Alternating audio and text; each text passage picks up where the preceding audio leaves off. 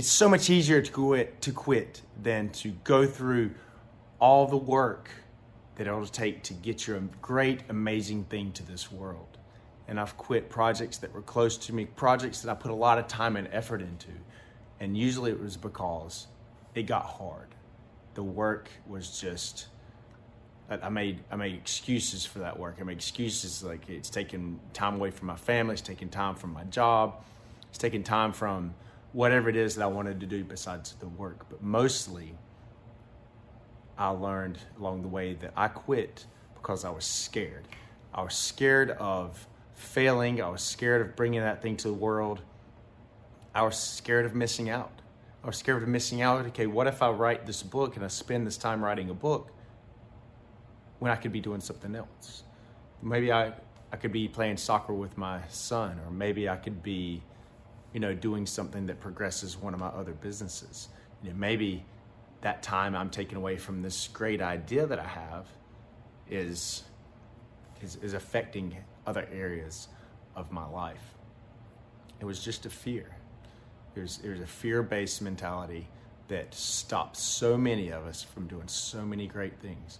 I'm here because I want to see stuff get done. I want to see your great ideas brought to this world. I want all of the things that you have in your head, I want the great ones to come out that will benefit your family, that will benefit your neighborhood, that will benefit your circle of influence. But it doesn't stop there, because once you complete your goal, other people who see it will say, hey, if James did it, then I can too. And that's amazing, because that's the same thing that I said for so long. I was right there with you. If you're like me and you thought, well, they did a good thing, but I can't do that because I've got all this other stuff. Oh, I work this job, I don't have time, or maybe I don't have the money or the resources. Just making up excuses why I didn't do these great things that I had in my head. And I'm an idea person. I come up with what I think are great things all the time. And so for someone like me to just say, oh, well, I can't do that for whatever reason, it's just dumb, because you can't. People with less resources, less money, less people they know, don't even speak the language, do so many amazing things where they are. And it's not because they met somebody and they said, hey, here's all this money or all this stuff. It's because they were clearly focused on the why they were doing something. And that's what drove them to continue to be resourceful, to get the things that they needed to finish their project, or to start that business, or to do whatever it is that they put their minds to. It's not because they were, they had any kind of upper, advantage or education or whatever. It's just merely because they were driven to complete that thing, and they found every means necessary to get there. And that's resourcefulness, finding those means. You'll realize along your path, if you're constricted in certain ways, then you'll learn to beg, borrow, barter, deal any way you possibly can to get the things that you need, because in today's world, it's so much easier to get the things you need from the people who want to help you. And it's like a real estate course I took a while back, and he was talking about, it's all, the details are in the deal. You won't build your real estate portfolio by buying the house of your dreams every time. That's not going to happen. But if you're short on cash, or don't have any cash at all, then you can build a sizable real estate portfolio just by finding the people that will agree to your terms. And those terms might be a no money down financing, or some kind of rent to own, or whatever it comes out to be. It's all in the deal. And to find the resources you need to finish your project is the same way. I've bartered my way to so many different resources to finish projects, such as Niobe and this artificial intelligence investment management platform that I have. These books, I've traded time for editing, and also, it's just whatever you can do to get these things to happen. If you don't have the resources, be resourceful and find them, because they're out there. Everything you need is at your fingertips, literally. And when I first started doing things, it wasn't this way. The internet and all the wonderful things that come with it, you know, I grew up in that. I didn't have that before. I was lucky enough to experience all of it. But kids coming up today, you know, you might be 20 years old. You didn't know what it was like before then. You didn't know what it was like to dial a rotary phone to just get someone, you know, to talk to you that wasn't already standing in front of you. You can just you can just turn on your phone and get whatever it is you need. It's at your fingertips. You can get a pizza, or you can get a book editor, or you can get a computer programmer, all in 5 minutes. It's amazing. And the thing is those people are so numerous, and you won't find the best one, the perfect one, or the first one that you find might not, you know, want to deal with you. They might just want money. Maybe they have their own projects and they need to finance something, and so they're out there offering their services for money because that's what they need. Other people might need other things. Other people might need your completed project. Maybe that developer you need to build that app, maybe he wants to be a part of the project and he'll work for equity. You know, the answer will always be no if you don't ask it. So, and if the answer is no, who cares? Go to the next one. Don't waste your time with people who aren't going to deal with you. But whatever you have to do, finish that project. Be resourceful. Get the things you need. Speaking of that investment platform that I'm building, the first guy that I came to that was so excited about it, and we were at the point where we were working out equity deals, ownership plans, the time involved to do things, and then he just fell off. He just fell off and said, I've got other things to do, and I completely understood. Because he was doing the things that I say to do in the book. He's focused on his project, he was focused on his main product, and he wasn't getting distracted with other things. While he wanted to be partner with me, he wanted to do the thing that I was doing, it wasn't quite matching up with what he was doing. And I was pretty upset about it because I thought we had something going. I thought I'd chosen the right people to do the job, and it just didn't work out that way. And I was really upset about it for, about 5 minutes. And then I thought of another guy that worked on the Niobe project with me that had all this database experience, and he was crushing it with machine learning in, I can't remember what industry he was actually in at the time. But I reached out to him, and he was really excited about it. And we went a little ways, and we ran a couple programs to see how his experience and his machine learning platform that he'd already built would work with my data. And then it just kind of he did the same thing. You know, he kind of fell off and said, I've got this full-time job and I've got this family, and that was fine. I understood. And at that point, I was like, I got 2 developers down. I could have quit. And I could still quit. I can say it's just too hard. I'm having a hard time finding the people to do the job. I can't do it myself. I even thought about it. I installed all the stuff that I need, the databases, the Python. It's all on my computer. And I said, well, I'll just do it myself because I've got some experience. And then it got really hard. And I started getting really discouraged. And I was like, well, it'll take me forever to do this on my own. And it might not have. But considering the other things that I want to do, like get the contents of this book that I wrote, this Achieve book, to all of you guys, because I'm way more excited to see what you guys can bring to this world than this investment platform. There's millions of investment platforms out there. While none of them are like mine, you know, there's a lot of stuff. I'm not reinventing anything here. And while I really like the idea and I want it out there, it's not the type of progress that I'm looking for. But you probably have something in your mind that will change lives for the better, not just add money in people's pockets, which that's a good thing too, adding it to your own. Gives, you know, increases the resources that you have to do other great things as well as other people, which is, you know, when I think about the investment platform that I have, yes, you know, it's better than anything else that I've used in the past. And I've used a lot of investment platforms because from my early days as a trader to the last ones where I managed this huge fund of public and private investments, I've used a lot of things, and including Bloomberg and all sorts of other, you know, really high level, very expensive platforms, and they just don't do what mine does.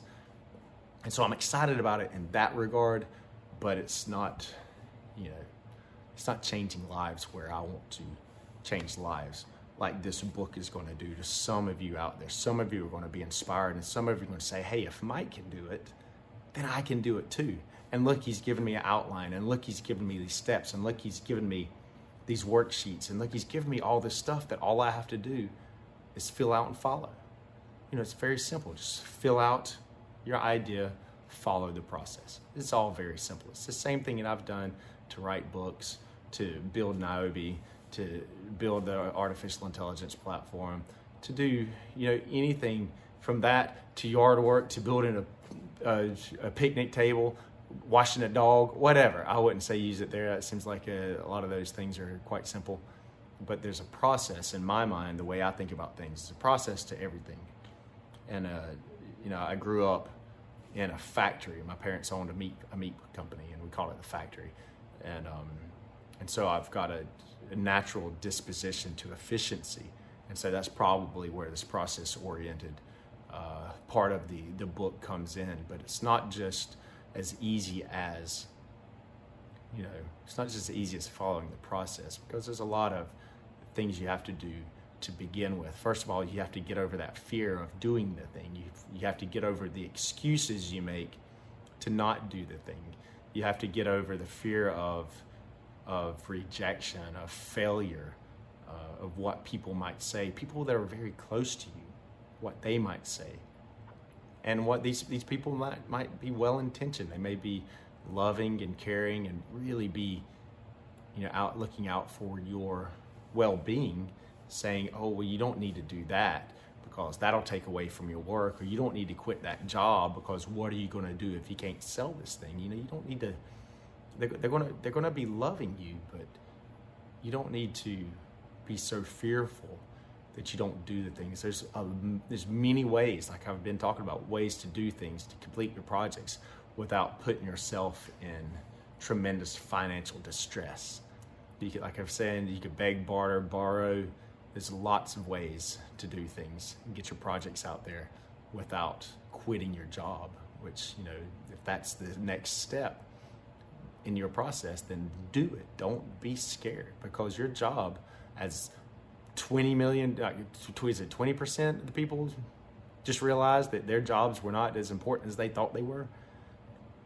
Your job is not stable. It is not secure. And millions of Americans and millions of people around the world are realizing this.